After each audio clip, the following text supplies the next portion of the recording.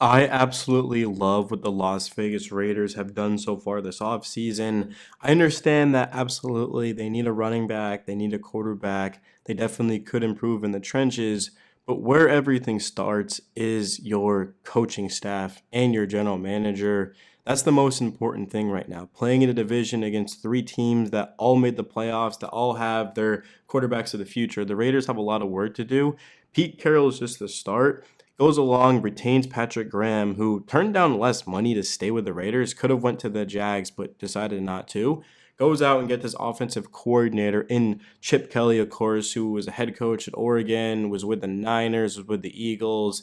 He runs an offense that I'm about to get into that certainly is going to get the Raiders up to speed, but they've got to put the pieces into it, and that's where, of course, the rest of the video is going to go. They got their coaching staff. We'll talk about it, but there's a lot of work to do with this roster. So let's just dive right into it, man. So Chip Kelly, he spent the last 7 years in college football, including last season as the offensive coordinator and quarterback coach for Ohio State. The Buckeyes averaged 35.7 points and went 14-2, including a 34-23 defeat of Notre Dame for the national title game. Previously, Kelly was head coach at UCLA for 6 seasons, going 35-34 with the Bruins. He last coached in the NFL in 2016 when he was the San Francisco 49ers head coach for one season. That year didn't go very well, but he was with the Eagles, of course, from 2013 to 15, and that did go well. 26-21 with one playoff appearance.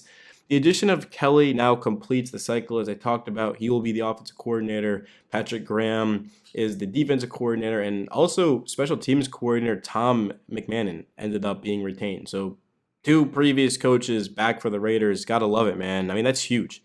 Very, very huge, because when you bring in a new coach, you got to match his scheme. Of course, there's going to be some bumps and bruises just because it's a first year guy into your franchise, but now, well, they're retaining too. So that's going to be able to get the Raiders up to speed. And certainly the strength of Las Vegas is their defense too. They've got a damn good special teams too. They've got one of the best kickers and one of the best punters in football. So I'm actually very excited about that. This is going to be Grimm's 17th season in the NFL and his fourth season as the defensive coordinator with the Silver and Black. He saw a defensive unit in 2024 that finished 15th in total yards allowed, 13th in rushing yards allowed, and 15th in passing yards allowed. From week 15 to 18, the Raiders allowed just 18.3 points per game, sixth in the NFL under Graham's guidance. Robert Spillane had a career year. Max Crosby, of course, made the Pro Bowl. The defense, I definitely didn't give it enough credit. It wasn't one of the best units in football, but it was not why the Raiders had a down season. That would be the just inconsistencies at quarterback and just running back. And the offensive line wasn't great as well. The Raiders finished 22nd in terms of that. But thankfully, the Raiders have a lot of cap space. They're going to have the second most cap space in football behind New England. They've got a very good draft pick, 6 overall, that they'll be able to go out there and to draft the quarterback of the future. Or, hey, look, they could draft the best player on the board, bring in Russell Wilson, and try to build this within the next couple of years. There shouldn't be a rush because, again, Chargers, Broncos, and Chiefs all made the playoffs. They all won double-digit games. There'd be legitimately no reason to just go all in right now. The Raiders should take their time in the next couple of years and establish the culture. And for all we know, hey, the Raiders could make the playoffs. I mean, why not, right? Like the Steelers, I think, are honestly going to go backwards. And the Broncos, like, who really knows? Like, there's some teams that there's just no certainty they're going to continue to do what they've done, or at least what they did last season. And in 2023, I thought the Raiders' defense was great. I mean, they were ninth overall in points allowed per game, a 17-place improvement from 2022. The second half of the season, the Raiders legitimately had an elite defense. In weeks 9 through 18, the defense led the NFL in points allowed. They ranked tied for 10th in the NFL in takeaways and ranked tied for third in sacks. Max Crosby was unbelievable. Finished the season tied for the most in the NFL in tackles for loss, sixth in sacks, and third among NFL defensive linemen in total tackles. I do want to honestly go back to Kelly, though, because the video primarily is about him. When you talk about the offense, there's going to be really, I would say, two pieces in particular that stand out. The first one is going to be Brock Bowers. I mean, he's coming off of the best rookie tight end season in NFL history. Bowers finished the season with 1,194 yards, 112 receptions. I mean, that was third in the NFL this year. That's the most of all time by a rookie. I'm pretty certain. I'd have to go fact check that, but I'm like Yeah, I'm 100% certain that that broke Puka's record last year. 5 touchdowns, 10.7 average, and he did this all just again with just not consistent quarterback play. Gardner Minshew and Aiden O'Connell. Pretty certain as well that the Raiders will not be returning with one of those two as the starter. I think they'll go out and get Russ or they'll draft a guy. You just can't win with that, man. I mean, that was one thing that I got very, very wrong coming into last season was I thought the Raiders would be able to get around that with their defense and with their weapons like Brock Bowers, but it just never happened. I mean, if Las Vegas had kept Josh Jacobs and like maybe they still had Derek Carr, it could happen, but just not. Nah, it was never realistic. That's why the Raiders ended up finishing with one of the worst records in football. In terms of Kelly, though, I think he's gonna be able to have sort of a say into the offensive personnel that he has.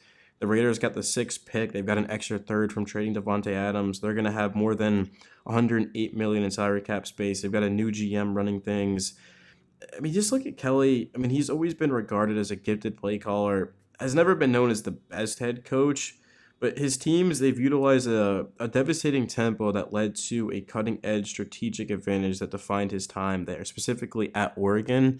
And the Raiders are hoping that he can bring that same offensive scheme to the Raiders, or just last season from Ohio State, the team that won the national championship, and they averaged 36.3 points per game in the college football playoffs in 4 games against top 10 team. Now Ohio State was loaded, like they won the national championship. They had a lot of weapons, so that certainly is a large reason why Kelly was able to do that. Before Las Vegas, I mean, they've got legit the best tight end in football already in Bowers.